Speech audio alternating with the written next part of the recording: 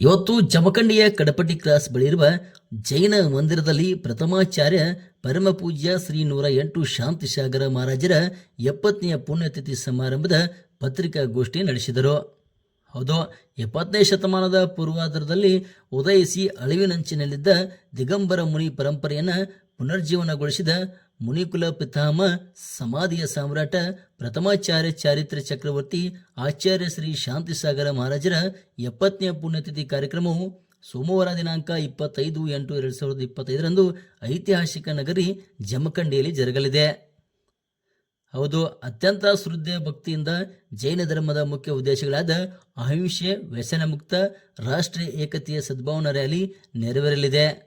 ವೇದಿಕೆ ಕಾರ್ಯಕ್ರಮದಲ್ಲಿ ಎಲ್ಲ ಶ್ರೀಮಠದ ಪೂಜ್ಯರು, ಭಟ್ಟಾರಕ ಪಟ್ಟಾಚಾರ್ಯ ಮಹಾಸ್ವಾಮಿಗಳು ದಿವ್ಯ ಸಾನ್ನಿಧ್ಯ ವಹಿಸಲಿದ್ದಾರೆ. ಹಾಗೂ ರಾಜಕೀಯ ನಾಯಕರು, ಸಮಾಜದ ಮುಖಂಡರು, ಗಣ್ಯಮಾನ್ಯರು ಭಾಗವಹಿಸಲಿದ್ದಾರೆ. ದಕ್ಷಿಣ ಭಾರತದ ಜೈನ ಸಭೆಯ ವೀರ ಸೇವಾದಳ ಮಧ್ಯವರ್ತಿ ಸಮಿತಿ ಜಮಖಂಡಿ ವಿಭಾಗ ಮತ್ತು ಜಮಖಂಡಿ ತಾಲೂಕಿನ ಸಮಸ್ತ ಜೈನ ಸಮಾಜದ ಸಂಯೋಗದಲ್ಲಿ ಈ ಸಮಾರಂಭ ನಡೆಯಲಿದೆ ಎಂದರು.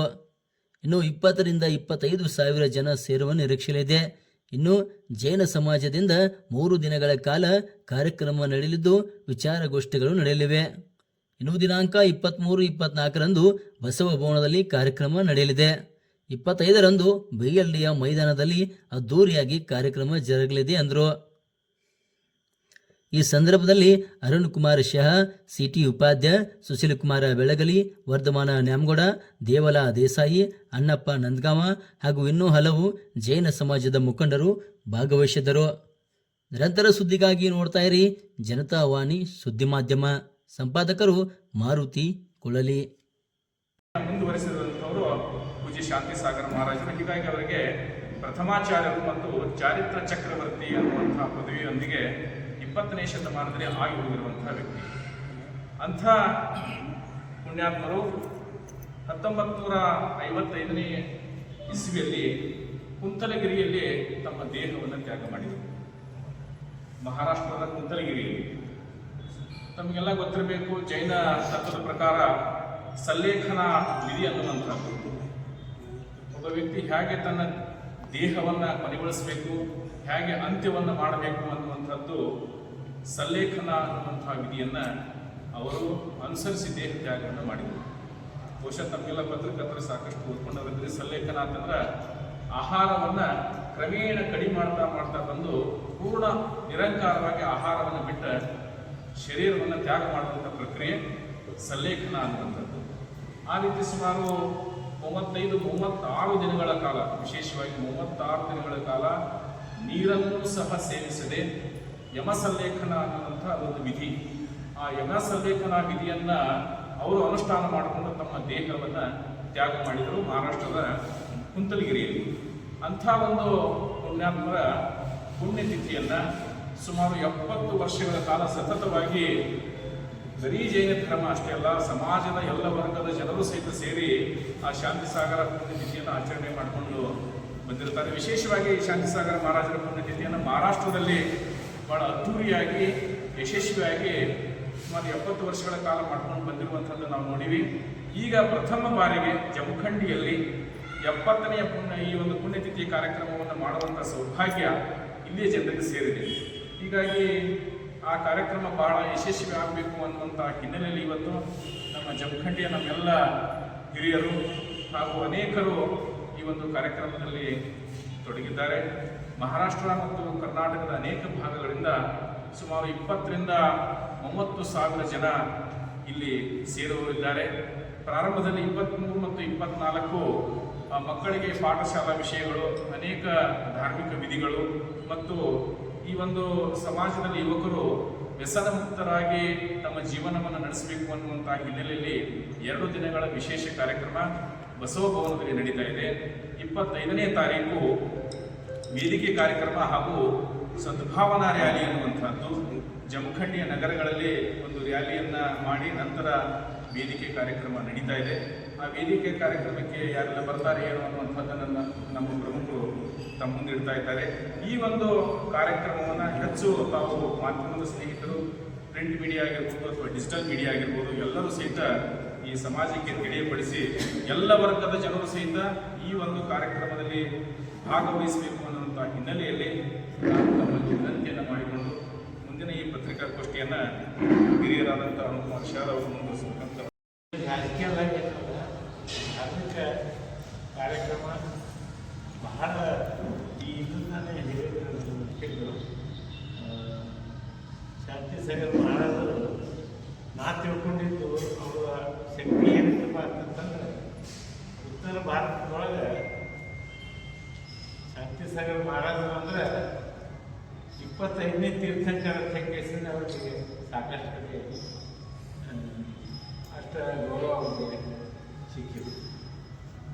ಮತ್ತು ಅದರ ಪ್ರಕಾರ ಕರ್ನಾಟಕದೊಳಗೂ ಅವರು ಸಾಕಷ್ಟು ಜೈನ ಧರ್ಮದ ಬೆಳವಣಿಗೆಗೆ ಒಂದು ಬೆನ್ನೆಲುಬಾಗಿನ ರೀತಿ ಕೇಸಿಂದ ಪ್ರತಿಯೊಬ್ಬ ಅಭಿಮಾನಿಯನ್ನ ಜೈನ ಕೇಸಿಂದ ಅನ್ನುವಂಥ ಒಂದು ಶಕ್ತಿ ನಮ್ಮ ಜನರಿಗೆ ಮಾಡಿಕೊಟ್ಟಂಥವ್ರು ಯಾರು ಅಂತಂದ್ರೆ ಶಾಂತಿ ಸೇವೆ ಮಾಡೋದು ಕೇಸಿನ ನಮಗೆಲ್ಲರಿಗೂ ಗೊತ್ತಿದ್ದ ವಿಷಯ. ಒಂದು ಕಾಲ ಇಡೀ ದೇಶನ ಜೈನ ಧರ್ಮ ಆಗೋದು ನಮಗೆ ಎಲ್ಲರಿಗೂ ಗೊತ್ತೈತಿ. ಇತಿಹಾಸ ಪುಸ್ತಕಗಳು ಐತಿ ಮತ್ತು ಅವರ ಮಾಡಿದಂಥ ಈ ಬೇರೆ ನಾವು ಐತಿಹಾಸಿಕ ನಮ್ಮ ಕರ್ನಾಟಕ ರಾಜ್ಯದೊಳಗೆ ನಾವು ನೋಡ್ತೀವಿ. ಸಾಕಷ್ಟು ಗುಡಿ ಗುಡ್ಡಗಳು ಅವೆಲ್ಲ ಜೈನ. ಇದೇ ಉದಾಹರಣೆ ನಮ್ಮ ಮಕ್ಕಳಿಗೆ ಬದಾಮಿ ಏನು ಶಕ್ತಿದಂತ ಇದು ಜೈನ ಹೆಸರ ಕಟ್ಟೆ ಅಂದ್ರೆ ಇಡೀ ದೇಶನ ಜೈನ ಒಂದು ಕಾಲದಾಗ ಆಗಿತ್ತು. ಅದನ್ನು ಇವತ್ತು ಪರಿಸ್ಥಿತಿ ಜೈನ ಧರ್ಮದ ಏನಾಗಿತ್ತು ಅಂತಂದ್ರೆ ಭಾಳ ಒಂದು ಕೀಳು ಪರಿಸ್ಥಿತಿ ಆಗಿದೆ.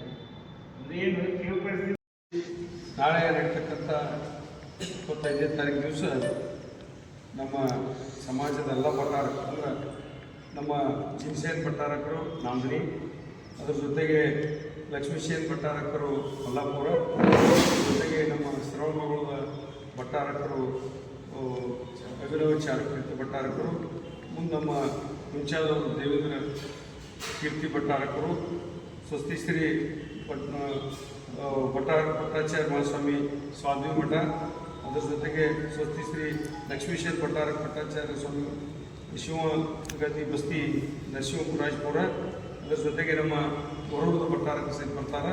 ಅದರ ಜೊತೆಗೆ ನಮ್ಮ ಇರ್ತಕ್ಕಂಥ ಪರಮ ಪೂಜ್ಯ ಹೋಲಿ ಮಠದ ಪೂಜ್ಯರು ಸಹಿತ ಅವತ್ತಿನ ಕಾರ್ಯಕ್ರಮಕ್ಕೆ ಬರ್ತಾರೆ. ಅಂದರೆ ಈ ಕಾರ್ಡ ಇದು ಕೈಯಾಗ ಕಾರ್ಡ ಅದು ಒಂದು ದಿವಸ ಬರ್ತಾವೆ ಕಾರ್ಡ್ ಪ್ರಿಂಟ್ ಆಗ್ಯಾವ. ಹೋಲಿ ಮಠದ ಪರಮ ಪೂಜ್ಯರು ಸಹಿತ ಅವತ್ತಿನ ಕಾರ್ಯಕ್ರಮಕ್ಕೆ ಬರ್ತಾರೆ. ಅದ್ರ ಜೊತೆಗೆ ನಮ್ಮ ಎಲ್ಲ ಹಿರಿಯರು ಪಂಡಿತರು ಹೇಳಿದರು, ಉಪಾಧ್ಯಾಯರು ಹೇಳಿದರು, ಸೇಠಿಯವರು ಹೇಳಿದರು. ನಮ್ಮ 4 ಮಂದಿ ಮಿನಿಸ್ಟರ್ ಜೊತೆಗೆ ನಮ್ಮ ಜಿಲ್ಲಾ ಸಂಸದ ಗದ್ದಿಗೌಡರು, ಜಗದೀಶ್ ಮೂರ್ತಿ, ಜೆ.ಟಿ. ಪಾಟೀಲರು, ಸಿದ್ದು ಸೌದಿಯವರು, ಎಚ್.ವೈ. ಮೇಟಿ, ಲಕ್ಷ್ಮಣ ಸೌದಿಯವರು, ಪ್ರಕಾಶ್ ಹುಕ್ಕೇರಿ, ಅಭಯ್ ಪಾಟೀಲ್ ಅಂತೇಳಿ ನಮ್ಮ ಬೆಳಗಾವಿ ಶಾಸಕರು, ಗಣೇಶ್ ಹುಕ್ಕೇರಿ, ಪ್ರಕಾಶ್ ಹುಕ್ಕೇರಿ, ಹನುಮಂತ ನೇರಾಣಿ, ಎಸ್.ಆರ್. ಪಾಟೀಲರು, ಸುನೀಲ್ ಗೌಡರು, ಪಿ.ಎಚ್. ಪೂಜಾರಿ ಅವರು, ಅಜಯ್ ಕುಮಾರ್ ಸರ್ನಾಯ್ಕರವರು, ಮುರುಗೇಶ್ ನೇರಾಣಿ ಅವರು, ಆನಂದ್ ನ್ಯಾಮಗೌಡರವರು, ವೀರ್ ಕುಮಾರ್ ಪಾಟೀಲರು, ಸಂಜಯ್ ಪಾಟೀಲರು, ಶ್ರೀಕಾಂತ್ ಕುಲಕರ್ಣಿಯವರು, ನಮ್ಮ ನಗರಸಭೆ ಅಧ್ಯಕ್ಷರಾದ ಈಶ್ವರ ಜಿ.ಎಸ್. ನ್ಯಾಮಗೌಡರು, ಶ್ರೀಮತಿ ರೇಖಾ ಕಾಂಬಳೆ ಮುನ್ಸಿಪಾಲಿಟಿ ಉಪಾಧ್ಯಕ್ಷರು, ಅದರ ಜೊತೆಗೆ ಡಿ.ಆರ್. ಶಾ ಅವರು, ಈಗ ನಮ್ಮ ಇನ್ನೋರ್ವ ನಮ್ಮ ಸಮಾಜ ಮುಖಂಡರಂಥ ಉತ್ತಮ್ ಪಾಟೀಲ್ ಅವರು, ಇವರೆಲ್ಲರ ಜೊತೆಗೆ ಇನ್ನೂ ಅನೇಕ ಇಲ್ಲಿ ಸೇರಿದಂಥ ಸಾಕಷ್ಟು ನಮ್ಮ ಸಂಖ್ಯೆ ಮೈನಾರಿಟಿ ಇದ್ದರೂ ಸಹಿತ ಬೆಳಗಾವಿ, ಬಾಗಲಕೋಟೆ ಈ ಭಾಗದೊಳಗೆ ಹೆಚ್ಚಿನ ಸಂಖ್ಯೆ ಇರೋದ್ರಿಂದ ಇಲ್ಲಿ ನಮ್ಮ ಕೆದಾರ ಕ್ಷೇತ್ರ ಇರ್ಬೋದು, ಜಮಖಂಡಿ, ಅದರ ಜೊತೆಗೆ ಚಿಕ್ಕೋಡಿ ಮತ್ತು ಬೆಳಗಾವಿ ಪಾರ್ಲಿಮೆಂಟ್ ಇಲ್ಲಿರ್ತಕ್ಕಂಥ ಹೆಚ್ಚಿನ ಸಂಖ್ಯೆ ಇರೋದ್ರಿಂದ 30,000 ರಿಂದ 40,000 ಜನ ಆ ಕಾರ್ಯಕ್ರಮಕ್ಕೆ ಬರ್ತಾರೆ ಅನ್ನೋಂಥದ್ದನ್ನು ಜೊತೆಗೆ ಈಗಾಗಲೇ ಅದರ ಸಲುವಾಗಿ ಪೆಂಡಾಲ್ ವ್ಯವಸ್ಥೆ ವಾಟರ್ ಪ್ರೂಫ್ ಹಾಕಿದ್ದೀವಿ. ಅದು ಯಾರಿಗೂ ಸಹಿತ ಬಂದವರಿಗೆ ತೊಂದರೆ ಆಗಬಾರ್ದು ಅಂತ ವಿಚಾರ ಇಟ್ಕೊಂಡು ಸುಮಾರು 10,000 ಚೇರ್ಗಳು ವಾಟರ್ ಪ್ರೂಫ್ ಚೇರ್ನೊಳಗೆ 10,000 ಚೇರ್ ಕೊಡ್ತಾವಲ್ಲೇ ಅದ್ರ ಉದ್ದುದು ಚೇರ್ ಹೊರಗೆ ಬರ್ತಾವೆ. ಅದಕ್ಕೆ ಅಡುಗೆ ಮಾಡಲು ಸಹಿತ ವಾಟರ್ ಪ್ರೂಫ್ ಮಾಡಿದ್ವಿ. ಎಲ್ಲ ಉದ್ದೇಶ ಯಾಕಂದರೆ ಮಳೆಗಾಲ ಇರೋದ್ರಿಂದ ಯಾರಿಗೂ ತೊಂದರೆ ಆಗಬಾರ್ದು ಅಂತ ಕಾರಣ ಇಟ್ಕೊಂಡು BLD ಗ್ರೌಂಡ್ನೊಳಗೆ ಸ್ಟೇಜ ಮತ್ತು ಊಟದ ವ್ಯವಸ್ಥೆ, ಬಾಜು ಪರೋ ಗ್ರೌಂಡ್ನೊಳಗೆ ನಮ್ಮ ಪಾರ್ಕಿಂಗ್ ವ್ಯವಸ್ಥೆ. ಇದ್ರ ಜೊತೆಗೆ ನಮ್ಮ ಮೆರವಣಿಗೆ 9:30 ಗಂಟೆಗೆ ಚಾಲು ಸುಮಾರು ಎಲ್ಲ ದೇಸಾಯಿ ಸರ್ಕಲ್ನಿಂದ ಹೋಗಿ ಹಳಿ ತಹಸೀಲ್ದಾರ್ ಆಫೀಸ್ ಮುಂದಾದ ಹಿಂಗೆ ಸೋರ ಥಿಯೇಟರ್ ಮುಂದಾದ ವಾಪಸ್ ನಮ್ಮ ಸ್ಟೇಜಿಗೆ ಬರ್ತೈತಿ. ಸುಮಾರು ಪ್ರೊಸೆಷನ್ ಇಲ್ಲಿ ಹೊಳೆ ಬರ್ಬೇಕಾದ್ರೆ 9ರಿಂದ 12 ಗಂಟೆ ತನಕ ಆಗ್ತದೆ. 12 ಗಂಟೆಗೆ 11ರಿಂದ 12 ಗಂಟೆಗೆ ವೇದಿಕೆಯ ಕಾರ್ಯಕ್ರಮ ಪ್ರಾರಂಭ ಆಗ್ತದೆ. ಅದಕ್ಕೆಲ್ಲ ಇರ್ತಕ್ಕಂಥ ಕಾಡಿನೊಳಗೆ ಯಾರೂ ತಪ್ಪಿಸಂಗಿಲ್ಲ. ಎಲ್ಲರೂ ಬರ್ತಕ್ಕಂಥ ವಟ್ಟಾರಕ್ಕಿರ್ಬೋದು, ನಮ್ಮ ಪೂಜೆರಿರ್ಬೋದು, ಅಥವಾ ನಮ್ಮ ರಾಜಕೀಯ ಮುಖಂಡರು ಡಿ ಸುಧಾಕರ್ ಹಿಡ್ಕೊಂಡು ಜಾರಕಿಹೊಳಿ ಅವರು, ಶಿವಾನಂದ ಪಾಟೀಲರು, ಆರ್ ಬಿ ತಿಮ್ಮಾಪುರ ಎಲ್ಲರೂ ಅದ್ರ ಜೊತೆಗೆ ನಮ್ಮ ಲೋಕಲ್ ಇರ್ತಕ್ಕಂಥ ಈಚೆಗಡೆಯವರು ಎಲ್ಲ ಸಾಕಷ್ಟು ಜನ ಲೋಕಲ್ ಇದ್ದಂಥದ್ದು ಎಲ್ಲರೂ ಹಾಕೊಂಡಿದ್ವಿ. ಎಲ್ಲರೂ ಬರ್ತಾರಂತ ಮಾತನ್ನು ಹೇಳಿ ತಮ್ಮ ಸಹಕಾರ ನಮ್ಮ ಮಾಜಿ ಶಾಸಕರಂತ ಕಲ್ಲಪ್ಪಣ್ಣ ಮಗೇನವರು, ಮೋಹನ್ ಶಾ ಅದು ಈ ಕಾಂಡಿನೊಳಗೆ ಮಿಸ್ ಆಗಿರ್ತಾರೆ. ನೆಕ್ಸ್ಟ್ ಕಾಂಡಿನೊಳಗೆ ಒಲಿಮಠ ಸ್ವಾಮೀಜಿಯವರು ಅವರೆಲ್ಲ ಕಾಲ ಏನು ಬಂದ ಬೇರೆ ಮಾಡಿ ಅದಕ್ಕೆ ಅವರು ಮಾಜಿ ಶಾಸಕರು, ನಮ್ಮ ಸಮಾಜದಲ್ಲಿರ್ತಕ್ಕಂಥ ಮಾಜಿ ಶಾಸಕರೆಲ್ಲ ಬರ್ತಾರೆ. ಅದರ ಜೊತೆಗೆ ತಮ್ಮ ಸಹಕಾರ ಅವತ್ತು ಇನ್ನೂ ನಮ್ಮ ಅವಾರ್ಡ್ ಕೊಡ್ತಾರೆ. ನಮ್ಮ ನೌಕರ ಸಂಘದ ಅಧ್ಯಕ್ಷರು ಬಸವ ಅವರು ಬಂದ ಅಂದರೆ ನೌಕರ ಸಂಘದವ್ರಿಗೆ ನಿಮ್ಮ ಜವಾಬ್ದಾರಿ ಹೆಚ್ಚಿನ ಬರ್ತೈತಿ. ಅವತ್ತು ದಯಮಾಡಿ ಎಲ್ಲರೂ ಯಾರೂ ನೀವು ತಪ್ಪಿಸಲಾರ್ದ ನಮ್ಮ ಕಾರ್ಯಕ್ರಮ ಮಾಡಿ ಅಂತೇಳಿ ಇದ್ರ ಮುಖಾಂತರ ವಿನಂತಿ ಮಾಡ್ಕೊತೀವಿ. ಇದನ್ನ ಒಂದು 2 ಹಂಚಿಕೆನ ನಾನು 3 ಜನ ಇಲ್ಲಿ ಕರ್ನಾಟಕ ಮಹಾರಾಷ್ಟ್ರ ಜೈನ ಸಮಾಜದ ಜಮಖಂಡಿಯಲ್ಲಿ ಐತಿಹಾಸಿಕ ಶಾಂತಿಸಾಗರ್ ಮಹಾರಾಜರ 70ನೇ ಪುಣ್ಯತಿಥಿ ಅಂಗವಾಗಿ ದಿನಾಂಕ 23, 24, 25ರಂದು 3 ದಿನಗಳ ಕಾಲ ಜೈನ ಸಭೆ ಇಲ್ಲಿ ಜಮಖಂಡಿಯಲ್ಲಿ ನಡೀತಾ ಇದೆ.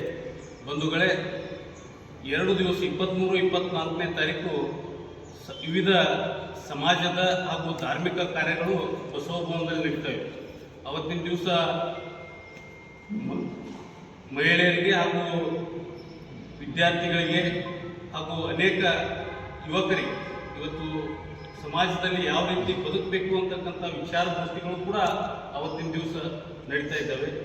ಹೀಗಾಗಿ ದಿನಾಂಕ 25ನೇ ತಾರೀಕು ನಮ್ಮ ಸಂಪ್ರದಾಯದಂತೆ ಜಿಲ್ಲಾ DC ಅವರು ಹಾಗೂ SP ಸಾಹೇಬರು ಇರ್ತಕ್ಕಂಥ AC ಅವರು, ತಹಸೀಲ್ದಾರ್ ಮೇಡಮ್ ಅವರು, ತಹಸೀಲ್ದಾರ್ ಅವರು, ಅದರ ಜೊತೆಗೆ ಎಲ್ಲ ನಗರಸಭೆ ಹಾಗೂ ಪೊಲೀಸ್ ಅಧಿಕಾರಿಗಳು, DYSP ಅವರು, CPI ಅವರು, PSI ಅವರು, ಅನೇಕ ಅಧಿಕಾರಿಗಳಿಂದ ಆ ಮೆರವಣಿಗೆಯನ್ನು ಚಾಲನೆ ಕೊಡಬೇಕು ಅಂತಕ್ಕಂಥದ್ದನ್ನು ನಾವು ತೀರ್ಮಾನ ಮಾಡಿದ್ದೀವಿ. ಯಾಕಪ್ಪ ಅಂದರೆ ವಿಶೇಷವಾಗಿ ಈ ರ್ಯಾಲಿ ಉದ್ದೇಶಪ್ಪ ಅಂದ್ರೆ ರ್ಯಾಲಿ ವ್ಯಸನ ಮುಕ್ತ ರ್ಯಾಲಿ ಅಂತಕ್ಕಂಥದ್ದು ಆ ರ್ಯಾಲಿ ಉದ್ದೇಶ. ಆ ಸ್ತಬ್ಧ ಚಿತ್ರಗಳ ಮೆರವಣಿಗೆ ಕೂಡ ಆ ರ್ಯಾಲಿಯಲ್ಲಿ ನಡೀತಾ ಇದೆ. ಯಾವ ರೀತಿ ವ್ಯಸನ ಮುಕ್ತ ಒಂದು ಯುವಪಡೆ ಆಗಬೇಕು ಅಂತಕ್ಕಂಥ ವಿಚಾರವನ್ನು ಇಟ್ಕೊಂಡು ಆ ರ್ಯಾಲಿ ಉದ್ದೇಶ. ಹೀಗಾಗಿ ಅನೇಕ ಸ್ತಬ್ಧ ಚಿತ್ರಗಳ ಮೆರವಣಿಗೆ ಮುಖಾಂತರ ಆ ಮೆರವಣಿಗೆ ಇಲ್ಲಿಂದ APMCಯಿಂದ ಪ್ರಾರಂಭವಾಗಿ ಮುಂದೆ ದೇಸಾಯಿ ಸರ್ಕಲ್, ಹೀಗೆ ಕುಂಬಾರವಾಡಿ ಮುಖಾಂತರ ಹನುಮಾನ್ ಚೌಕದಿಂದ ರೈಟ್ ಥಿಯೇಟರ್ ಮುಖಾಂತರ ಹಾಯ್ದು ಪೋಲೋ ಗ್ರೌಂಡ್ಗೆ ಒಂದು ಮುಕ್ತಾಯವಾಗ್ತದೆ ರ್ಯಾಲಿ. ಅಲ್ಲಿ ವೇದಿಕೆ ಕಾರ್ಯಕ್ರಮ ಇರುವುದರಿಂದ ಅನೇಕ ವಿಚಾರಗಳನ್ನು ಕುರಿತು ಅನೇಕ ನಾಯಕರು ಜೊತೆಗೆ ನಮ್ಮ ಸಮಾಜದ ಮುಖಂಡರು ಕೂಡ ಆ ಸಭೆಯಲ್ಲಿ ಮಾತನಾಡಲಿದ್ದಾರೆ. ಹೀಗಾಗಿ ಸಮಾಜದ ಬಹುದಿನಗಳ ಬೇಡಿಕೆಯಾಗಿರ್ತಕ್ಕಂಥದ್ದು ಕೂಡ ನಮ್ಮದು ಜೈನ ಸಮಾಜಕ್ಕೆ ಅಲ್ಪಸಂಖ್ಯಾತರ ನಿಗಮವನ್ನು ಕೊಡಬೇಕು ಅಂತಕ್ಕಂಥದ್ದೊಂದು ಪ್ರಮುಖ ಬೇಡಿಕೆಯಾಗಿದೆ. ಅವತ್ತಿನ ದಿವಸ ಎಲ್ಲ ಅನೇಕ 2 ಜಿಲ್ಲೆಯ ನಾಯಕರ ಜೊತೆಗೆ ಇವತ್ತು ಅನೇಕ ಮುಖಂಡರು ಕೂಡ ಆಗಮಿಸ್ತಾ ಇದ್ದಾರೆ. ಹಾಗಾಗಿ ನಮ್ಮ ಸ್ವಾಮೀಜಿಗಳು, ನಮ್ಮ ಸಮಾಜದ ಪ್ರಮುಖ ಸ್ವಾಮೀಜಿಗಳು ಕೂಡ ಆ ಸಭೆಯಲ್ಲಿ ಉಪಸ್ಥಿತರಿರುವುದರಿಂದ ಜೈನ ನಿಗಮ ಮಂಡಳಿ ಆಗಬೇಕು ಅಂತಕ್ಕಂಥದ್ದನ್ನು ಈಗಾಗಲೇ ನಾವು ಹಿಂದಿನಿಂದಲೂ ಕೂಡ ಗುಂದರ್ನಂದಿ ಮುನಿ ಮಹಾರಾಜರ ನೇತೃತ್ವದಲ್ಲಿ ಅನೇಕ ಹೋರಾಟವನ್ನು ಮಾಡಿದ್ದೀವಿ. ಇಲ್ಲಿಯೂ ಕೂಡ ಸುಮಾರು ಸಮಾಜದಿಂದ 20-25 ಸಾವಿರ ಜನ ಕೊಡುವುದರಿಂದ ಕೊನೆಯದಾಗಿ ನಾವು ಎಲ್ಲ ನಾಯಕರಿಗೂ ಕೂಡ ಒಂದು ಶಾಂತಿಯುತವಾಗಿರ್ತಕ್ಕಂಥ ಮನವಿಯನ್ನು ಕೊಡುವುದರ ಮುಖಾಂತರ ಅವರಿಗೆ ಮನವಿ ಮಾಡ್ಕೋತಾ ಇದ್ದೀವಿ. ನಮ್ಮ ಸಮಾಜಕ್ಕೆ ಒಂದು ಅಲ್ಪಸಂಖ್ಯಾತರ ನಿಗಮ ಸ್ಥಾನವನ್ನು ಕೊಡಬೇಕು ಅಂತಕ್ಕಂಥ ಮನವಿಯನ್ನು ಮಾಡ್ಕೊಳ್ಳೋದ್ರ ಮುಖಾಂತರ ಜೊತೆಗೆ ಇನ್ನೊಂದು ಮನವಿಪ್ಪ ಅಂದ್ರೆ ಧರ್ಮಸ್ಥಳ ಸರ್ವಧರ್ಮೀಯರ ಪ್ರೇಕ್ಷಣೀಯ ಸ್ಥಳ. ಹೀಗಾಗಿ ಆ ಸ್ಥಳಕ್ಕೂ ಕೂಡ ಕುಂದು ಬರ್ತಕ್ಕಂಥ ಕೆಲಸ ಅಪಪ್ರಚಾರ ಮಾಡ್ತಕ್ಕಂಥ ಕೆಲವು ದುಷ್ಟ ಶಕ್ತಿಗಳು ಮಾಡ್ತಾ ಇದ್ದಾರೆ. ಹೀಗಾಗಿ ಧರ್ಮಸ್ಥಳವನ್ನು ಸಂರಕ್ಷಣೆ ಮಾಡಬೇಕು ಅಂತಕ್ಕಂಥ ವಿಚಾರವನ್ನು ಇಟ್ಕೊಂಡು ಅವತ್ತಿನ ದಿವಸ ಎಲ್ಲ ನಾಯಕರಿಗೆ ಮನವಿ ಕೊಡುವುದರ ಮುಖಾಂತರ ಮಾನ್ಯ AC ಸಾಹೇಬರಿಗೆ ಎಲ್ಲ ನಮ್ಮ ಮುಖಂಡರ ನೇತೃತ್ವದಲ್ಲಿ ಹೋಗಿ ಅವತ್ತಿನ ದಿವಸ ಆ ಮನವಿಯನ್ನು ಕೂಡ ಕೊಡಬೇಕು ಅಂತಕ್ಕಂಥ ತೀರ್ಮಾನವನ್ನು ನಮ್ಮ ಸಂಘಟನೆ ವತಿಯಿಂದ ಮಾಡಿಕೊಂಡಿದ್ದೀವಿ ಅಂತಕ್ಕಂಥ ವಿಚಾರವನ್ನು ಈ ಸಂದರ್ಭದಲ್ಲಿ ತಿಳಿಸುವುದರ ಮುಖಾಂತರ ಬಂದಿರತಕ್ಕಂಥ ಎಲ್ಲ ಇವತ್ತು ಭಕ್ತರಿಗೆ ಈ ಕಾರ್ಯಕ್ರಮಕ್ಕೆ ಸೇರಿರ್ತಕ್ಕಂಥ ಎಲ್ಲ ಜನರಿಗೆ ಊಟದ ವ್ಯವಸ್ಥೆಯನ್ನು ಕೂಡ ನಾವು ಮಾಡಿದ್ದೀವಿ. ಜೊತೆಗೆ ಎಲ್ಲ ಸಮಾಜದವರಿಗೂ ಕೂಡ ನಾವು ಆಮಂತ್ರಣ ಕೊಡ್ತಕ್ಕಂಥ ಕೆಲಸವನ್ನು ಮಾಡಿದ್ದೇವೆ. ಇದರ ವಿಚಾರ ಇಷ್ಟೇ, ಇವತ್ತು ವ್ಯಸನ ಮುಕ್ತ ಒಂದು ನಾಡನ್ನು ಕಟ್ಟಬೇಕು, ಅಹಿಂಸಾ ಮುಕ್ತ ನಾಡನ್ನು ಕಟ್ಟಬೇಕು ಅಂತಕ್ಕಂಥ ನಮ್ಮ ಬೇಡಿಕೆ ಆಗಿದೆ. ಹೀಗಾಗಿ ಈ ಕಾರ್ಯಕ್ರಮದಲ್ಲಿ ತಮ್ಮ ಪಾತ್ರವು ಕೂಡ ಬಹಳಷ್ಟು ಇರುವುದರಿಂದ ತಾವು ಕೂಡ 2 ದಿನ ಈ ಕಾರ್ಯಕ್ರಮಕ್ಕೆ ಬರಬೇಕು ಅಂತಕ್ಕಂಥ ವಿನಂತಿಯನ್ನು ಸಮಾಜದ ವತಿಯಿಂದ ತಮ್ಮೆಲ್ಲರಿಗೂ ಕೂಡ ಮಾಡಿಕೊಂಡು ಈ ಪತ್ರಿಕಾಗೋಷ್ಠಿಯಲ್ಲಿ ಮಾತನಾಡಲಿಕ್ಕೆ ಅವಕಾಶ ಪಟ್ಟಿರ್ತಕ್ಕಂಥ ಎಲ್ಲ ಸಮಾಜದ ಹಿರಿಯರಿಗೆ ಹಾಗೂ